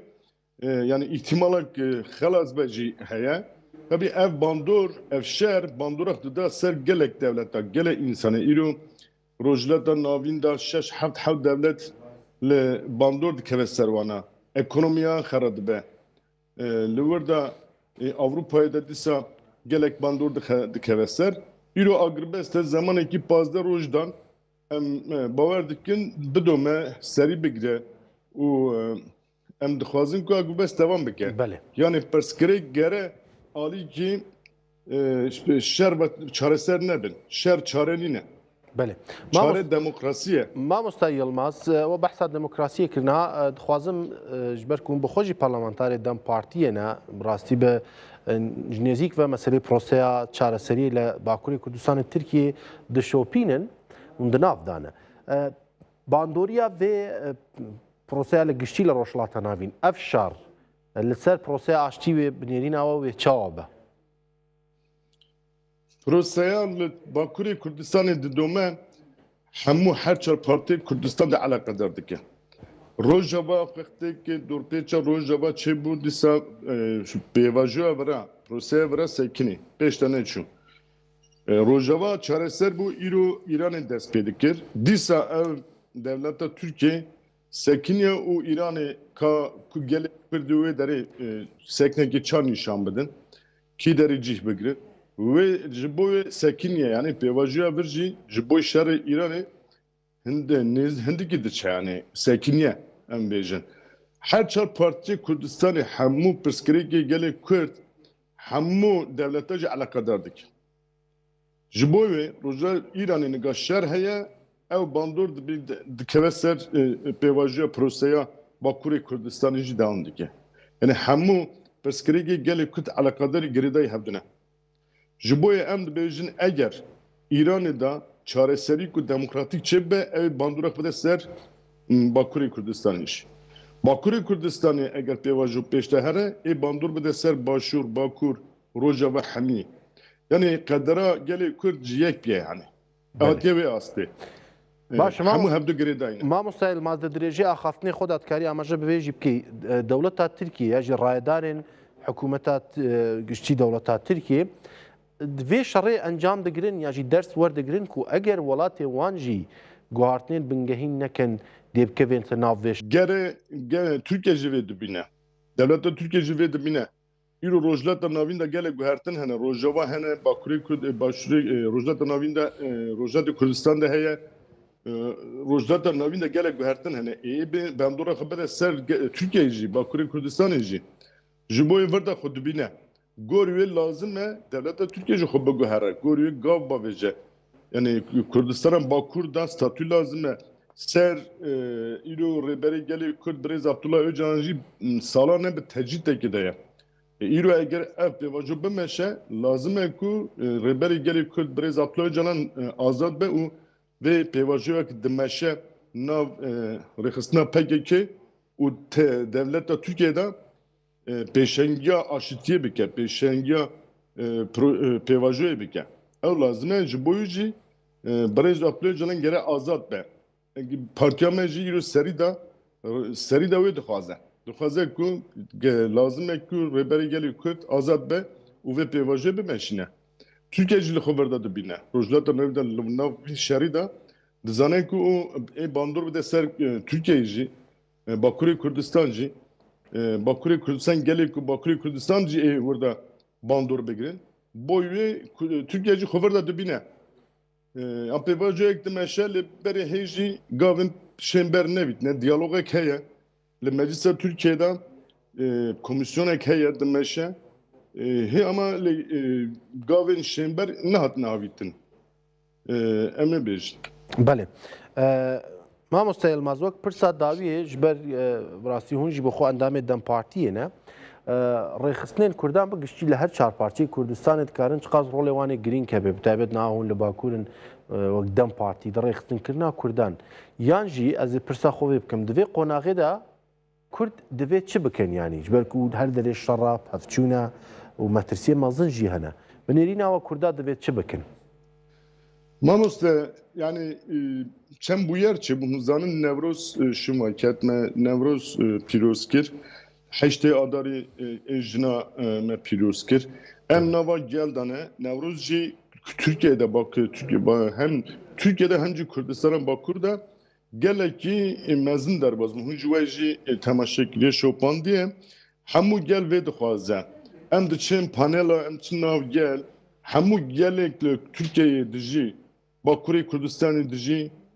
li vêr de dibêjin ki çar parçeyê Kurdistanê û dunyayê de çiqas Kurd hene cire cida cida fikir jî dibin fikir û raman jî cida dibe lê pêwîstî ev e pêwîstî azadiya gelê Kurd yekîtiya gelê Kurd e gerê hemû rêxistinên Kurd hemû gelê Kurd rêxistinên Kurd yekîtiya xwe ava bikin xwe rêxistin bikin xwe yek bikin helbestê xwe yek bikin Heyvirak ser dikeve rêxistinê ki hemû gelê Kurd li ser navê gelê Kurd têkoşîn dimeşînin lazim e hemû xwe yekîtiyê ku ava bikin. Yekîtiya ji bo çar parçeyê Kurdistanê Türkiye'de yekîtî pêwîst e. Ev de holê. Ev dikeve holê. Belê. Başa gelek spas Birêz Yilmaz hûn parlamenterê îdîriya Dem Partî li Enqereyê li gel me bû gelek spas mamoste. Ez spas dikim me hemû هەر بژی بەڵێ ئێستاش میوانێکی ترمان ئامادەیە زۆر بەڕێز دکتۆر ژانڕۆژ یڵماز مامۆستا لە زانکۆی میدلسێکس لە بەریتانیا لەگەڵمەیە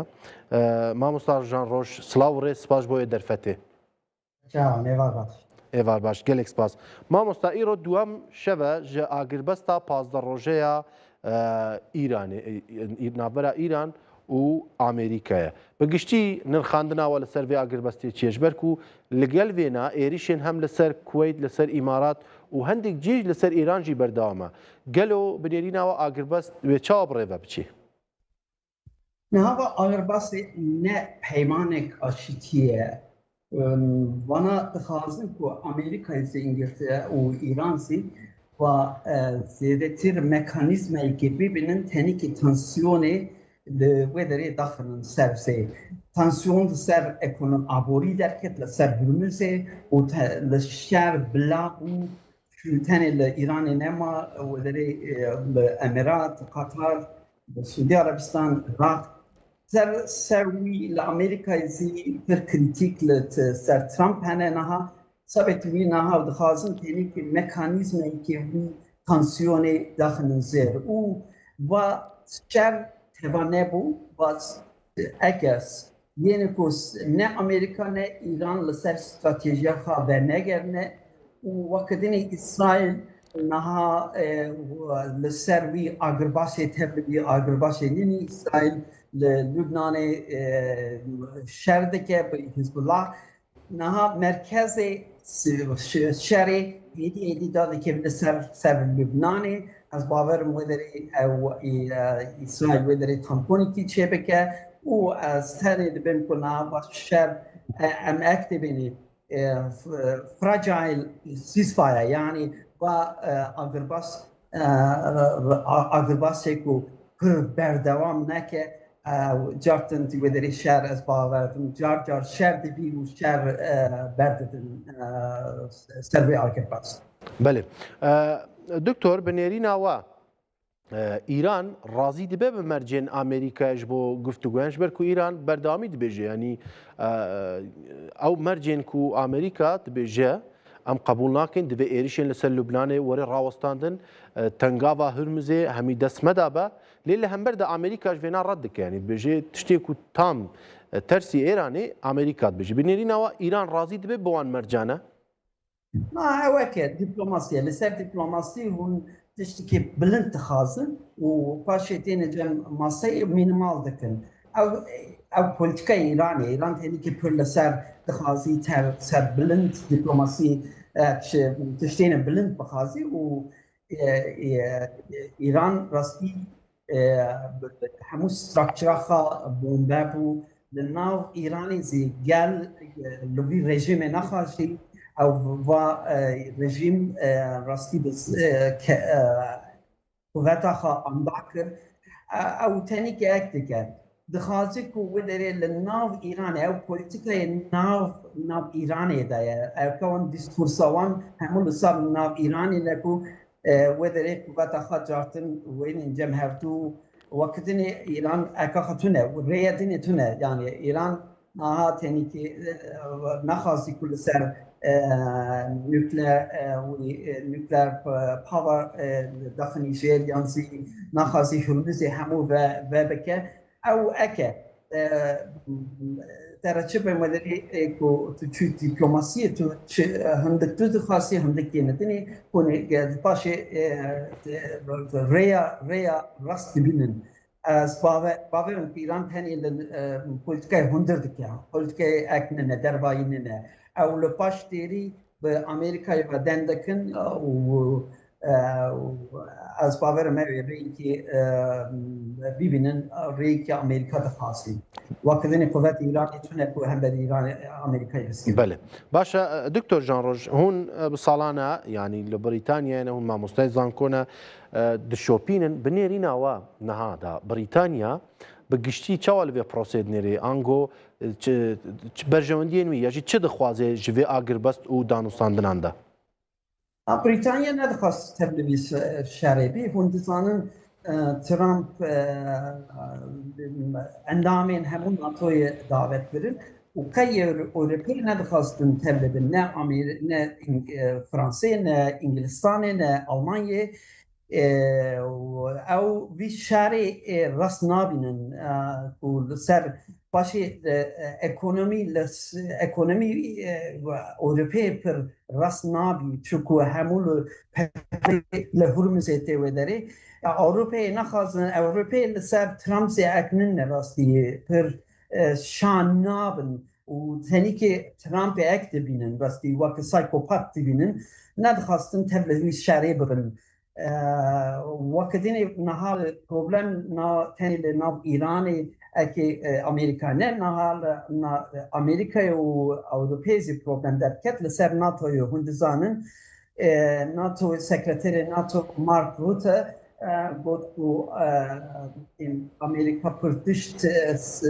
دبیکو فرانسه انگلستانی تبلیغی و اما او نخواستن وقتی که از باورم دیسکوسیون لسر ناتوی پر بل اکبی بلابی نزن بی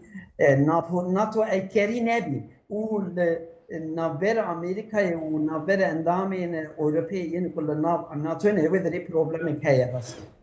بله دکتور جان روش وقت پرسا داویه لسه ترکیه بکم بنیرین آوا يعني هم ترسين تركيا أبا جالية كي ليه أجر هيك وأف شرباندورية كي يعني لسه تركيا جي بكا قالك شروفكات بيجن بلكي بزوتي في أجري في بتشي تركيا جي هون دبي دربارة دات شد بيجن نعم لس تركيا سر دو ترسين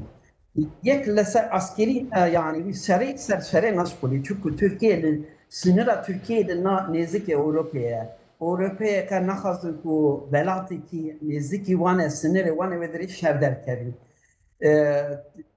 دو ترس هنه ترکیه یک اکونومی یعنی اکونومی که یعنی کل بکان منیستر وان اکونومی محمد شمشک گفت که واس شر نها اکی انفلاسیون ما در دخنی او اکونومی پروبلم مثلا پول کردستانیه صدقي او نخص و شر بلاد